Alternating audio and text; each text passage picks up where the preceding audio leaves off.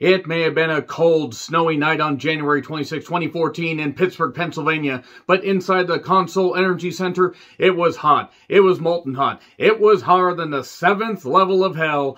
Oh, Vince, you thought you could get away with it, and oh no, this crowd would not let you forget it. Holy shit, they were pissed, and it was glorious to see. I'm John Renton with the Retro Review of WWE Royal Rumble 2014. My God, some 8 years after the fact, this goddamn crowd just absolutely revolting against this revolting show. A show that just got worse and worse as it went on. Had a tremendous match to open the goddamn pay-per-view. We're not even going to count the pre-show match, so I will mention that here in a bit. But my fucking goodness, one of the worst Royal Rumble events of all time. Even though there were a few decent moments, the fact that everybody wanted Daniel Bryan in the Royal Rumble. All they had to do was have Daniel Bryan win the Royal Rumble.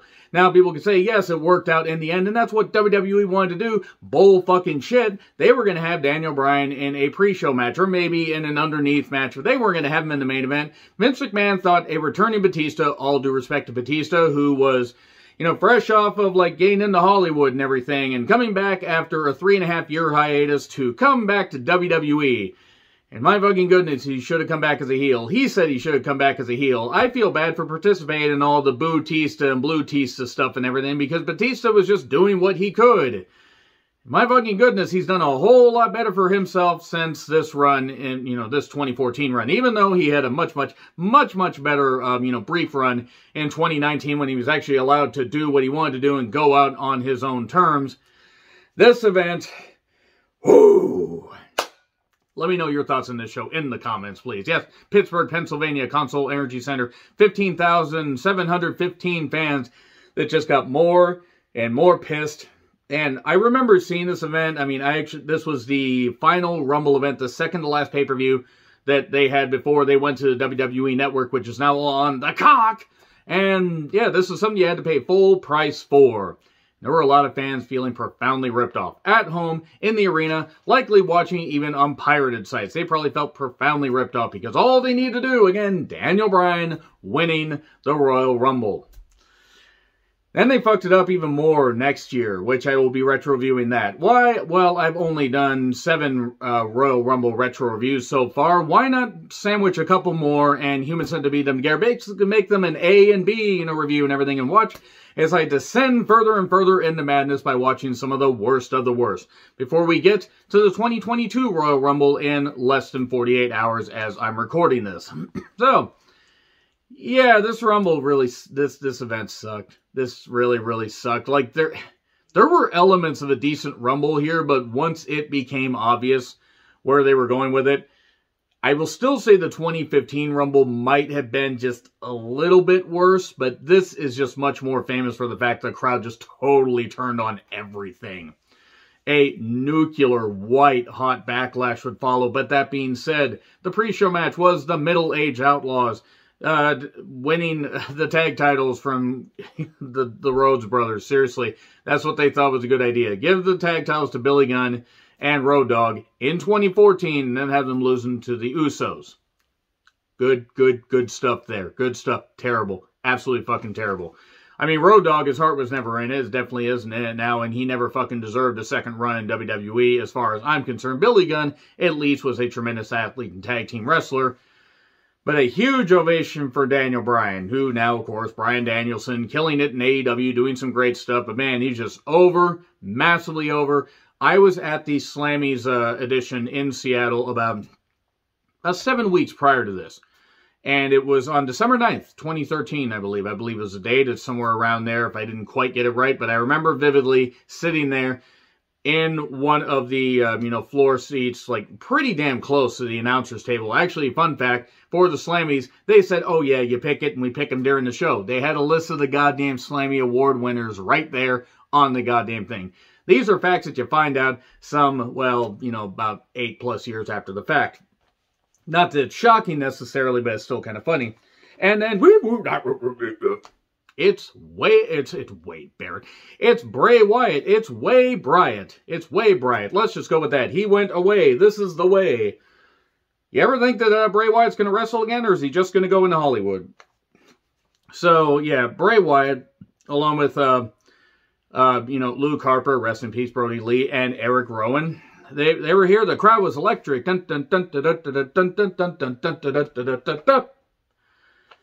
Man, they fucked Bray up royally, didn't they? I'm not saying that Bray could have ever been WWE champion, like a viable WWE champion. I'm sorry. His time as Universal Champion was not good.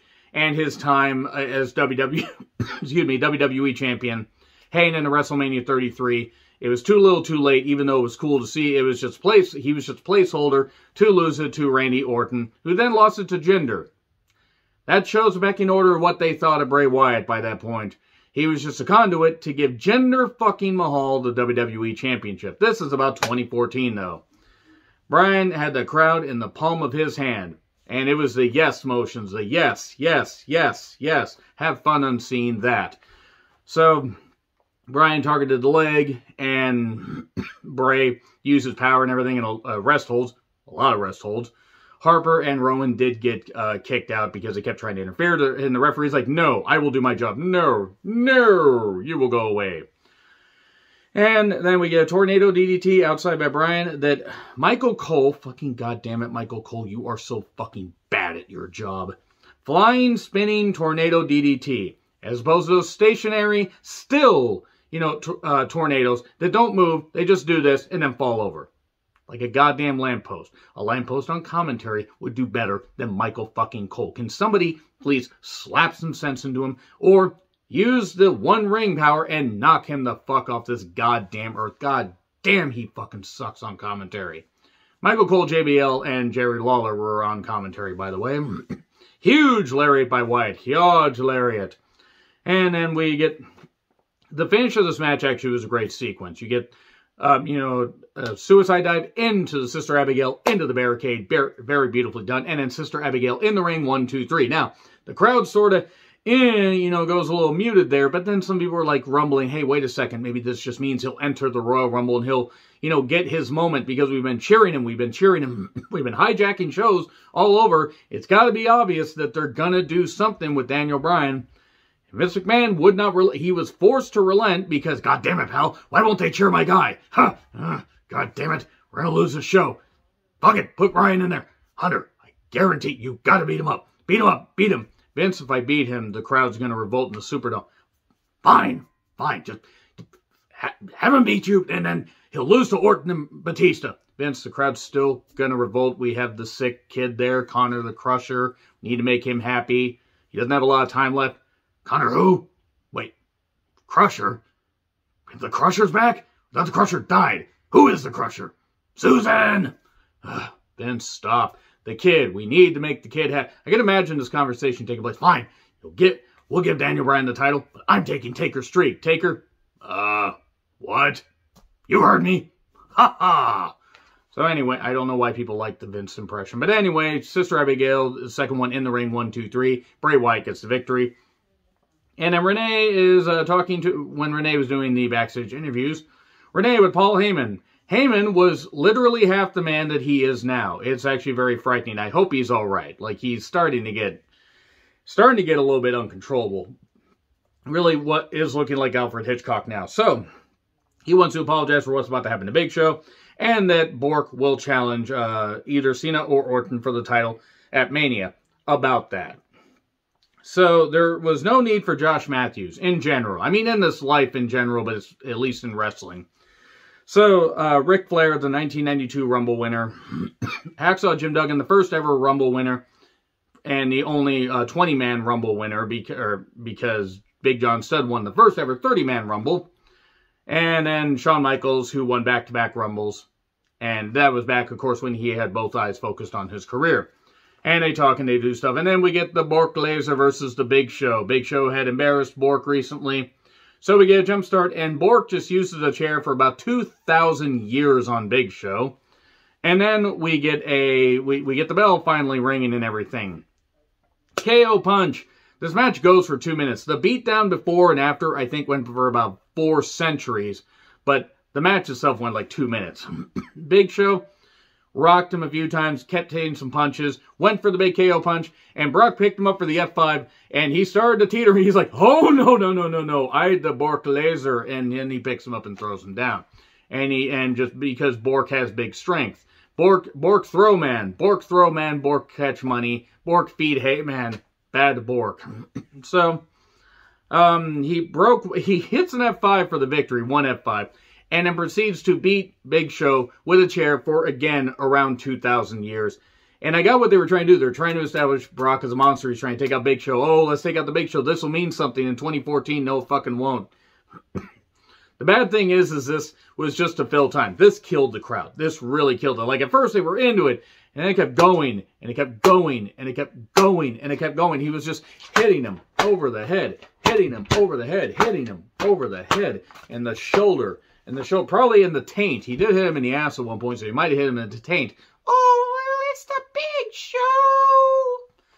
So anyway, he just ends up beating him with a chair. And then the Big Show gets taken to the back by referees and officials for, various bruised places and anal bleeding. What? Wow.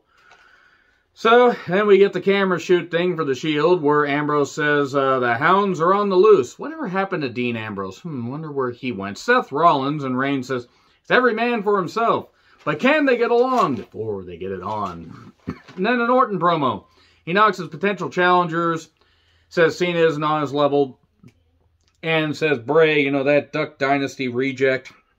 And then Orton versus Cena for the WWE Championship. So, if you thought the crowd was white hot, in the best possible way for Bray versus Orton, oh boy, they absolutely killed them in this match. They fucking killed.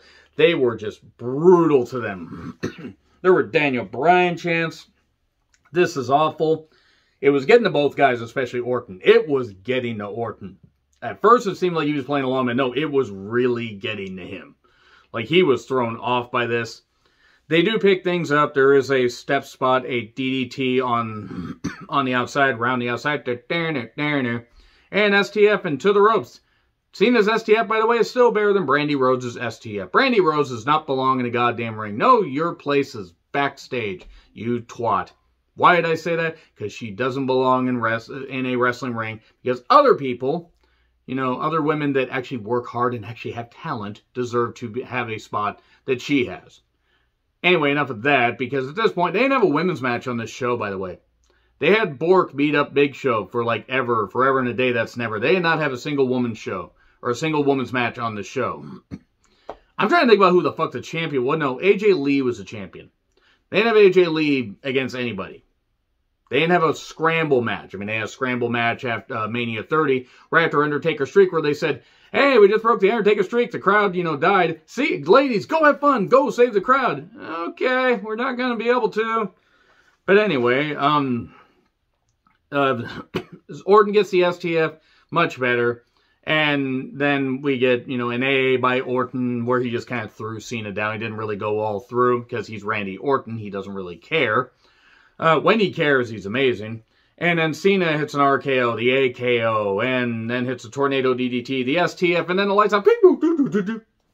And then suddenly, the Wyatt family's here. Oh no, he takes a swing at Bray, and then RKO from somewhere, because it's in the ring. 1, 2, 3.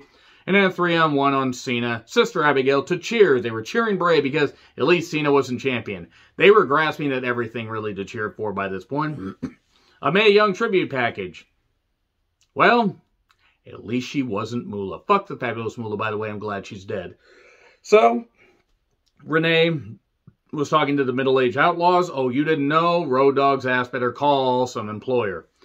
So, we get various, brief pre-tapes from wrestlers that are in the Rumble. And fun fact, and I noticed this, it's quick, but as Justin Roberts, who was still the ring announcer for WWE at this time, was talking about the rules for the Rumble match, they pan to one part of the crowd, and then they pan to the point where there's the red lights, and the red lights are kind of on some of the crowd. You will see 2 women stand up. A young woman with dark hair, and a bit of an older woman with blonde hair, seemingly. Now, they're in red, so you can't quite tell. If you're eagle-eyed, and if you're eagle-eyed cherry, then you need to save tonight.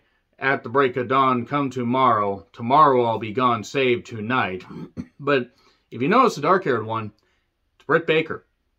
Now, unless she has a twin, that's Britt Baker. The future Britt Baker, that is. DMD. That's it. That's it. That's it. The thing. She's a dentist. I know. I'm shocked by it, too. But that is Britt Baker. You get to see her there, and that explains her love of professional wrestling.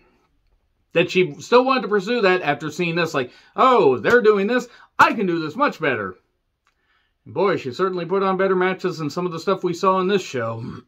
But yeah, Britt Baker's there. Really, really funny. And I hadn't watched this event in a while. I hadn't watched it since AEW became a thing. If I hadn't watched it since ECW became a thing, would have been kind of impossible because this event happened years and years and years and years after ECW was no longer a thing, and even a number of years after WWECW was no longer a thing. Ezekiel Jackson was the last ever WWECW champion. One hardly needs to continue a brand at that point. 30-man Rumble match, 30 men, all humans said to be together, and it is also the final match of CM Punk, CM Punk, CM Punk, CM Punk in WWE. So he was number 1, Seth Rollins was number 2. Now, Punk talked about this on the Colt Cabana, Art of Wrestling podcast, and he's talked about it in other interviews, when he's wanted to. And he's mentioned how he was not doing well. He had the staph infection. He had all the other stuff and everything. I saw him at those Slammy Awards 7 weeks prior to this. He didn't look healthy, guys. He didn't. He admitted he needed to go. I'm just glad he's healthy now. He seems happier. Regardless of whether he was in WWE, AEW, whether he was just doing whatever the fuck he was doing, he seems happy. So, man, Punk was in dire straits at this point. Cody was at number 4. Whatever happened to Cody? I mean, if I didn't know better, I'd swear that some of his work was only smoke and mirrors. And he eliminates Sandow pretty goddamn quickly. Boy, Sandow, they fucked that up, didn't they? Corporate Kane was at number 5. Punk tosses him out quickly. It's a good thing that Kane will not factor into this finish later. Alexander Rusev, Udra, Rusev Machka. And of course, he is to be Miro now. He is the Reamer Miro. That's how that works, right? But Alexander Rusev, it was kind of interesting. I actually got to see him in a dark match against somebody. I want to say it was Zack Ryder. Kind of makes sense that Zack Ryder at that point in 2013 was being used as a guy in dark matches, since really, it's about where Zack Ryder should have stayed. That whole U.S. title run was pretty much his peak. Woo, woo, woo. You know it. Hey, Alexander Rusev came in, and apparently Punk had said one thing he's going to do. You're going to kick me. Are you sure? Yeah, you're going to kick me. Because that's one way to get somebody over. Have him just smack, the biggest guy, the biggest name star there. Swagger in at number 7 with Zeb Coulter with the xenophobia running wild. Good grief. I'm embarrassed that I ever did the whole we the people thing. Because if you look at those signs, look at Zeb Coulter's signs for this, and when Antonio Cesaro comes out. Yes, that's back when Cesaro actually still had his first name. For Cesaro, he had, you could time this, but they, underlined, stole your watch. I will say this, that Zeb Coulter certainly cut to the bone on that. Zeb Coulter, Dutch Mantel. But the USA chants directed at Alexander Rusev. Kofi was in at number 8, and then the first move he does, he accidentally concusses CM Punk, CM Punk, CM Punk. That's not Kofi's fault. This happens. But Punk even talked about that because you could tell. He wasn't doing all that well before, but he was rocked. He barely did anything after that. Any moves he did, he was clearly on autopilot. And Goldust was in at number 10. Rusev got tossed, and by a bunch of people. Kofi did, he defies the odds again. He ends up on the barricade somehow. How the hell am I going to get back? He leaps there because Kofi is apparently inhuman and could just do that. And I'm not knocking Kofi. I love Kofi. He's great. But he does a barricade leap and then does another thing a little bit later where his legs are caught in the ropes. He hits Swagger with a shoe. Who hits somebody with their own shoe? Honestly. And he survives again. Because Kofi's just able... I wonder what Kofi's going to do in this Rumble. He's going to leap from the top of the roof and survive. No, he's not going to do that. That's something Kota Ibushi would do. Leap off of the Tokyo Dome. Kota's dumb enough and insane enough to do that. And Kota's not dumb. He's just bizarre and is bound and determined to injure himself. So, back to WWE. Ambrose is in at number 11. God, if only we could figure out what the hell happened to Ambrose. Hell, what could happen to Ambrose. Man, he really did act like a wild thing. You could even say he made your heart sing. But Ziggler is in number 12. Here to show the world. Man, you'd think at the end of this year, he would be riding high. And after the whole Team Cena, Team Authority thing, and they did absolutely nothing with it. Absolutely nothing with it. I will never understand that. But we did get the Icon Sting in WWE for a brief cup of coffee. But now that's okay, because now we get Sting in AEW, like when he had his first match in such a long time at Revolution last year, where they said, Hook! Because I had to get that reference in. Let's get back to this event. Oh. We just nothing is going on at this point. Like this just gets messier and messier and messier. It just gets, it gets to be more of a headache the more this goes on. Truth is in number 13, he gets tossed. And then the Shield number games start to take hold, because Reigns will come in soon after. But first, Kevin Nash comes in at number 14. Not a shock like it was in 2011. Kevin Nash eliminates Swagger, tears quad, gets tossed over the top by Reigns, tears quad again. And the Shield numbers take hold. We get Reigns eliminating Kofi, Dolph, and Nash. He ends up eliminating 11.5 people, because El Torito was one of them, and I refuse to count midgets as real full-size people. I'm sorry, but it's just the way I feel about it. So Khali was in number 16, gets tossed out by all the Shield members sloppily. I think this is the last Rumble match appearance he had. So Reigns eliminates Goldust after Cody had been eliminated by Goldust. Punk was just left on his own. Sheamus, because it's a shameful thing, lobster head, you know, a careless man who could wind up on bread, and he will do some crazy rhymes with too many lines. Boy, that was bad. That was so bad to just see people turning the goddamn thing off at this point. He returns from injury after being injured at Money in the Bank in July. I remember vividly, he had some kind of arm injury or whatever. Really goddamn brutal, because he was just holding his arm. Fella! Sorry, it's a good thing he came back. And yeah, that was actually pretty damn cool that Sheamus, excuse me, came back and to a pretty big pop. And Sheamus was just beating off Ambrose from behind.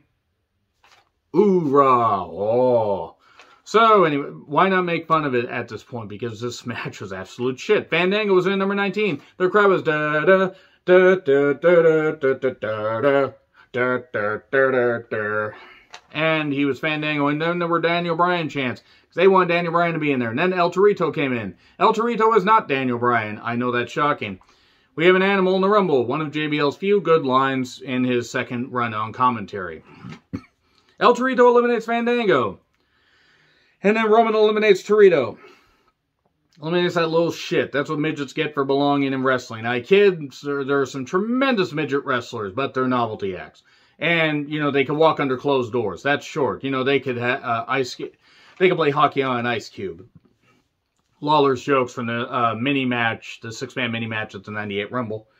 So, Antonio Cesaro at number 21. He goes a-swinging.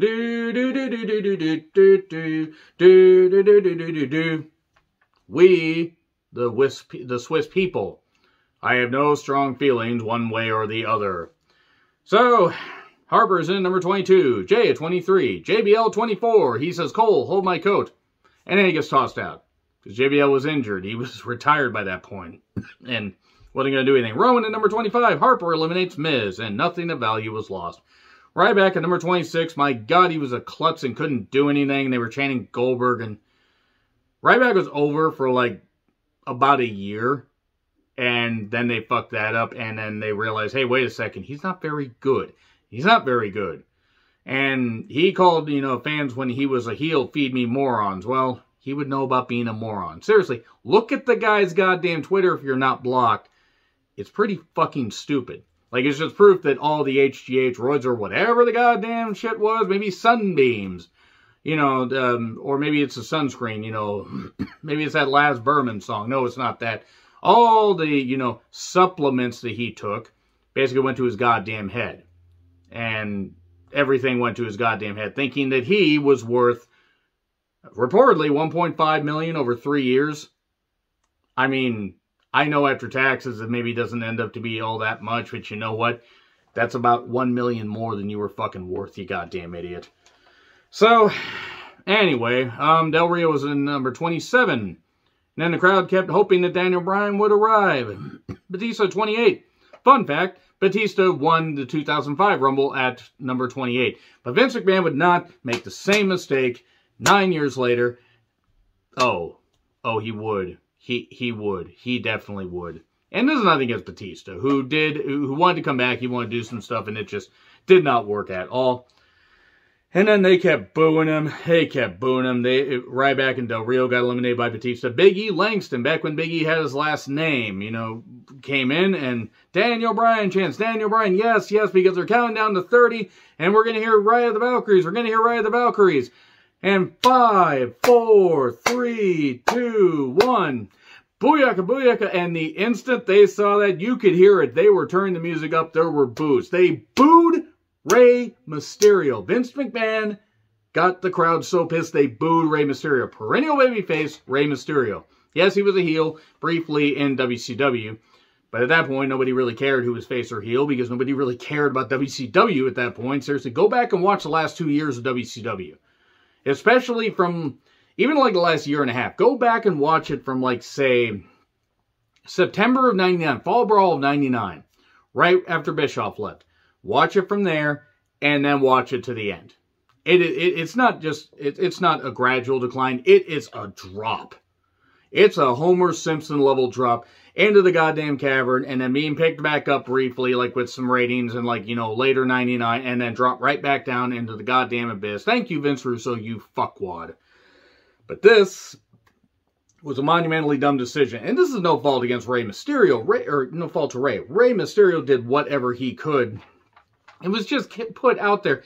And I think even he knew it was a bad idea. I think he was thrown off by the fact that there were boos. They got him to boo Rey Mysterio. They were cheering Daniel Bryan, cheering for Daniel Bryan.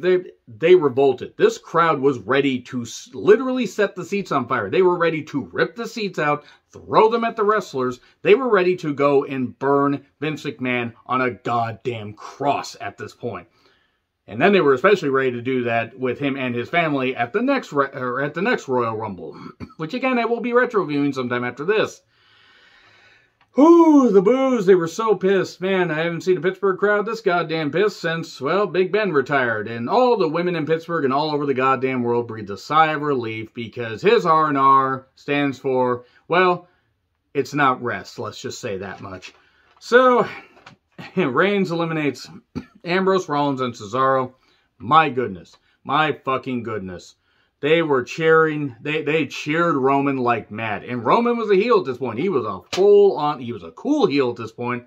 And then they thought, oh, we'll have Reigns win the Rumble next year. They're cheering him. It's such good shit. Ha ha. Wait, why aren't they cheering him? Send Rock out there. They're not cheering. Fuck. Dwayne, why aren't you doing anything? And he does the eyebrow thing, and I can't do the individual eyebrow thing for whatever reason. Only my best friend, Chris, a.k.a. the Derminator, can do that. So anyway, down to Batista and Roman and the crowd booing, just slandering Batista, slandering all this. They were ready to just rip. They were ready to chew through walls because of this. It was bad. And I do not believe for a second this is WWE's intention. Because Vince McMahon wasn't smart enough at this point to understand that. Maybe 10, 15 years ago he would have been smart enough. Not at this point. He really thought this would work. And we get a Roman Reigns chant. He was feeling it. He was feeling it. What is this? What is this, by the way? How does this help your fist? Ugh. Man, I think I gave myself an Indian burn right there. And Batista, hits a spear to boos. Reigns hits the spear to cheers, but then ends up getting tossed out, and Batista wins, and the crowd boos. So many boos. So many boos. Look out for the 2015 review in a number of hours after this. I'm recording this late Thursday, by the way, just in case you're wondering, depending on when this goes up. I have worked a lot of hours, so I'm a bit tired. I will watch the 2015 in the morning. Look out for that, but my goodness, I really hope the 2022 version is better than this, because if it is anything like this, if they try to pull this shit, that's a stadium full of people. This may not end well. One of the worst Rumbles in history. Agree, disagree with what I said? Like, share, subscribe, Twitter handle in the description. I'm John Retlin. I'll see you soon.